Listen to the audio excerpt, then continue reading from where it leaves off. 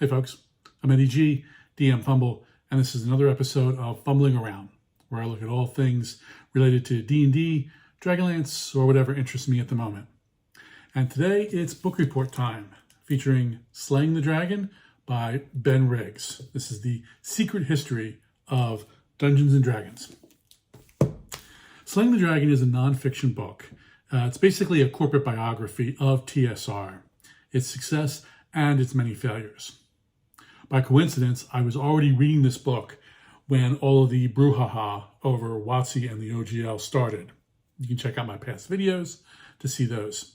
And as I was reading this book and all of that was unfolding, I was surprised at how WoTC seems to be repeating the same mistakes of the past, especially with regard to not knowing their fans or even the business environment that they find themselves in.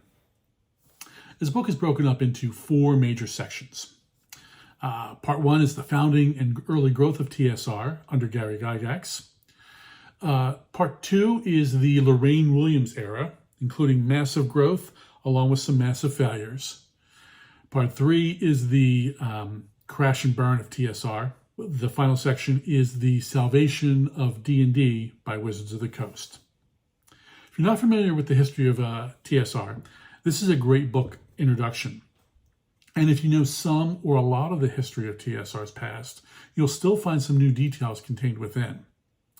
The first part, as I said, starts with the background of Gary Gygax, one of the 2 key creators of D&D. This is kind of brief because it moves us quickly to Gary and David meeting, Dave Arneson, the other creator of D&D. Those 2 guys meeting and building on the potential of their collective ideas.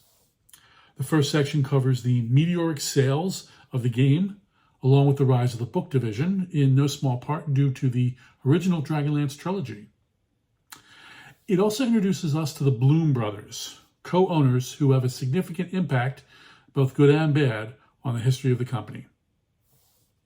The section ends with Gary living in LA for the purposes of trying to get a live-action D&D movie going. Unfortunately, all that would end up from that endeavor would be the Saturday morning cartoon. While in LA, corporate actions back in Lake Geneva would find Gary eventually ousted from the company he helped found. Lorraine Williams consolidated enough stock from the Bloom brothers, as well as her own options, to become the majority shareholder. The second and third sections cover the Lorraine Williams era of the company. At this point, the company is still very profitable with the rise of the Forgotten Realms and R.A. Salvatore as the major author, and their collaboration with DC Comics. Unfortunately, this is also the area where TSR releases countless settings, upwards of 12 by the end of the company's lifespan. And they've fractured the market so much that they don't even realize that they're not bringing in new players, they're actually fracturing their own audience so that they have to put out more product to appease the same number of D&D players, because now they've all chosen Forgotten Realms or Birthright or Dark Sun, whatever it may be. This was also the time where they were releasing products that were actually costing them more to create than they were charging for. I can't believe no one actually did a cost analysis to figure this out. But the first 4 Dark Sun adventures actually, on a per unit basis, cost more than the price tag that it was going out the door. So it was never going to be a profitable endeavor. So all of this, coupled with some unusual, but not illegal, business practices, caused TSR to accrue more debt than it could ever handle. By the end, they were defaulting on loans, unable to pay printers, and had nothing going out the door. Employees would get paid on a Friday and cash their check on their lunch hour to make sure that it wouldn't go and bounce later in the day. Those are some pretty dire circumstances. Fourth section is actually the shortest of the book. It briefly covers the rise of Pete Atkinson, WoTC, and how they came to acquire TSR thanks to the truckloads of cash that they had on hand thanks to Magic the Gathering, a game that was originally offered to TSR, and they passed on it. It's astonishing to read how easy WoTC was able to clear up all the problems that TSR had. TSR owed $6 million to printers. Not a problem, I'll write a check. WoTC did. R.A. Salvatore didn't have back royalties for, I think, over a year. Not a problem. I'll write him a check. And I'll offer him another 3-book deal if he'll come back and write for us.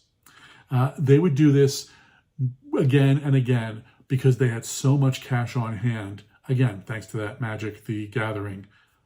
Truly a license to print money. So that's basically it in a nutshell. The rise and fall of TSR. And again, it's Eventual Salvation by Wizards of the Coast.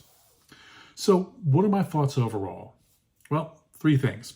1, I like that the book is just focused on the TSR era. If the book were to try to cover up to the modern day, up to 5e, there'd be a lot more stories and a lot more characters that would need to be introduced. Certainly this does leave room for a sequel covering the rise of WoTC in the 3e, 4e, and 5e eras, especially now with the OGL debacle that happened. Definitely fodder for another book. But again, all that said, this book clocks in at about 280 pages, making it a nice, tight, easy read. I had no problem blowing through the book in about a week or so, just finding time here and there to read the book. 2, I've read a number of books and essays on Lorraine Williams' time at TSR, and this is the first book that tries to portray other sides of her character than just the outsider who didn't understand D&D and really looked down on gamers. Certainly those aspects are covered in this book, but there's a little bit more as well. Sadly, Lorraine didn't allow herself to be interviewed for this book. I would have loved to have heard her side of some of these stories and events that went down.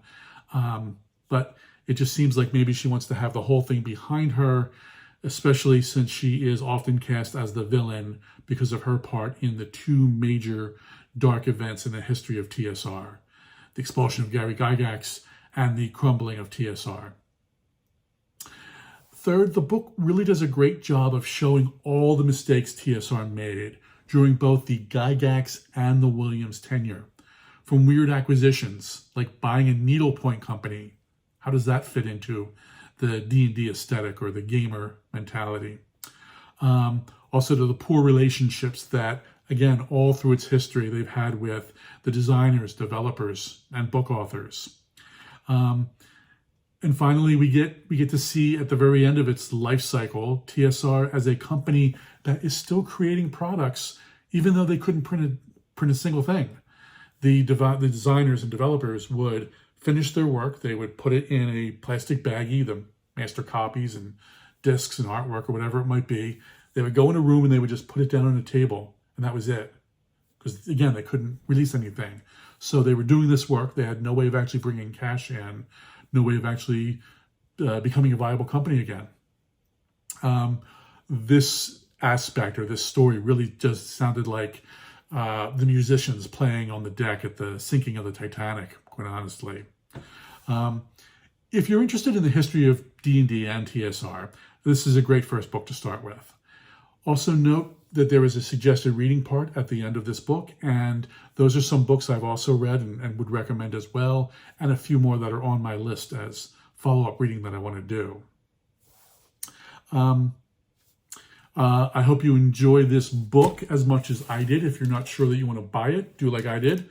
Go check it out from your local library. And again, like I said, I hope you enjoy it as much as I did. And speaking of enjoyment, if you like this and my other D&D content, please consider hitting the like, subscribe, and notify options. It really does help the YouTube algorithm to know how to share this content with other like-minded people. And if you're in a position to help the channel grow, please consider sharing this link with a friend. It's a small channel, but it's growing thanks to people like you. Lastly, if you want to follow me on social, I'm DM Fumble, drop the E, on Twitter and Instagram. Thank you for watching.